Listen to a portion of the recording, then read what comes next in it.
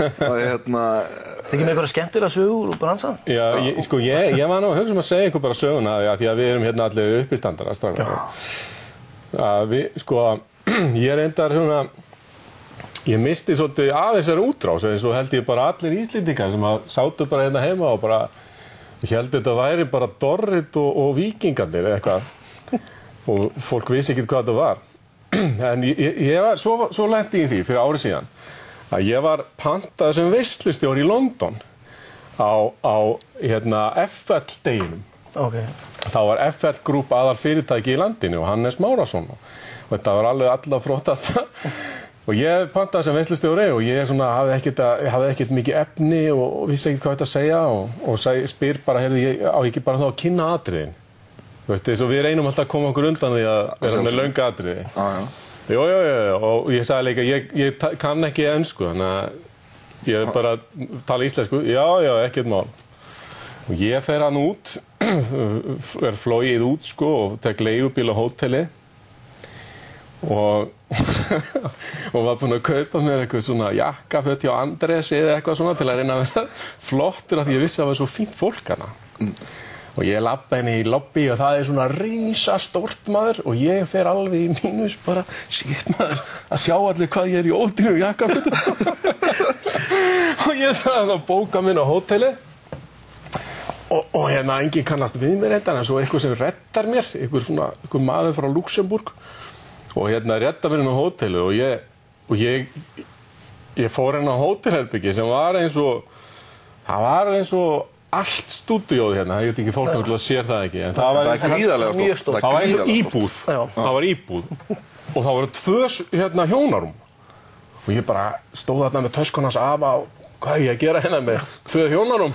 Á ég vona á hjónum? Þetta eitthvað svona, þú veit því? Dirty Weekend?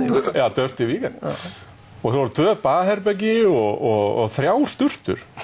Og ég bara, þetta var eitthvað miskilningur en ég bara byrjaði að taka myndir fyrir konuna mína til að sýna þetta.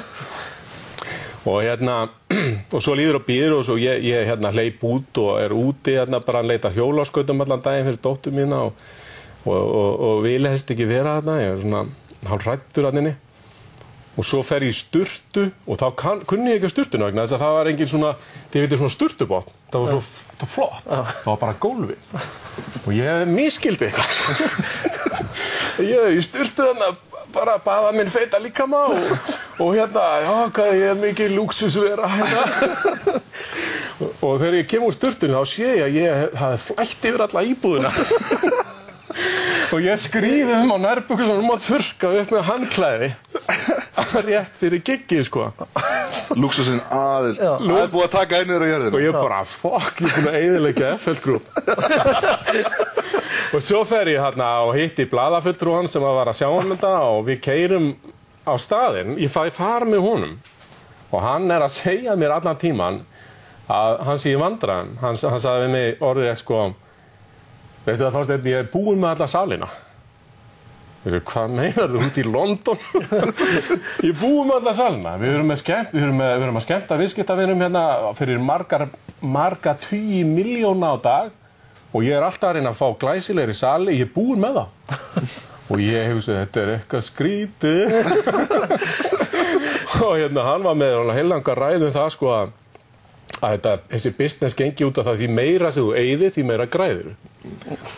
Hljómar það ekki skynsamlega? Jú, alveg rosalega. Ég minnst að keypti það alveg þangað til að við komum á staðinn og ég þurfti að borga leigubílinn.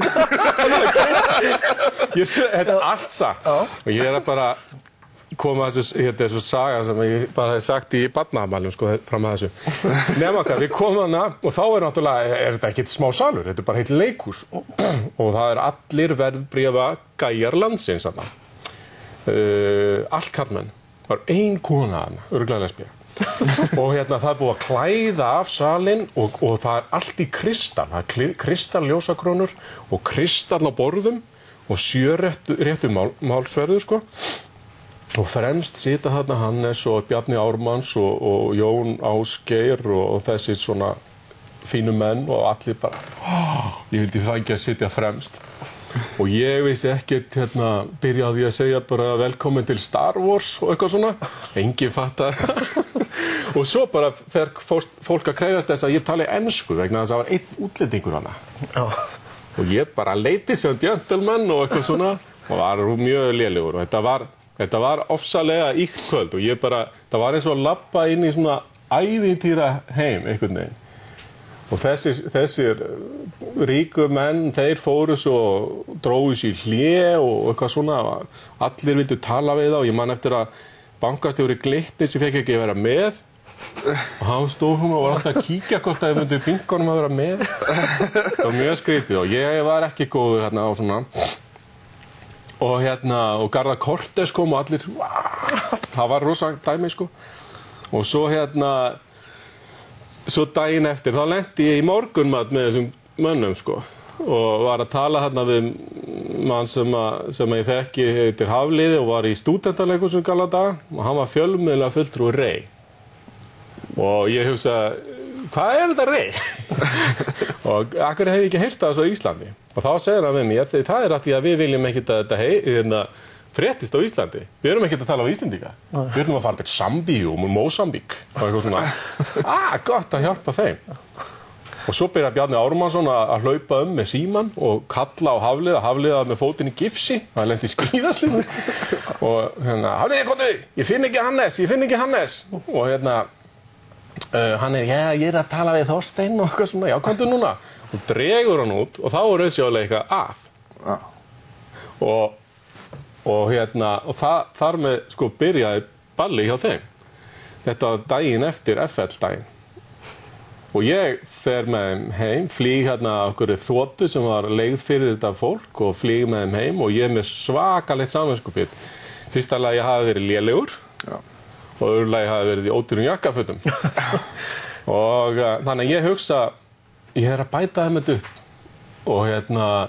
Og ég gerði svona smá ræðu sem ég flutti í flugvélni. Þið veitir í flugfreyju mikrofónin sem er svolítið gaman að tala í. Mæli með því að ég geri það næst. Og ég fekk að gera það og ég var með svona grín.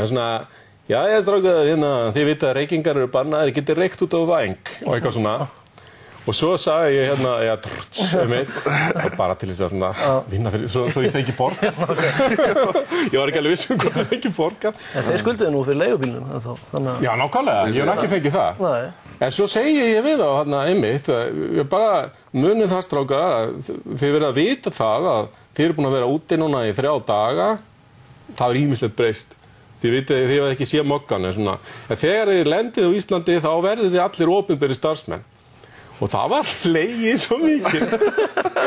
Flugvélin lág. Það var við opinberir starfsmenn. Líklegt. Og ég er ekki að ljúga þessu. Nei. Mér finnst, var þetta ekki, svona er okkar líf. Við erum svona rótturnar sem fá að narta í bitana. Ég fekk reynda bara einu sinni að fara í útrásina og það var hennan dag. En þetta var bara svona og þetta var bara algjört í dag þeir bara keyra leigubíl eins og þú segir.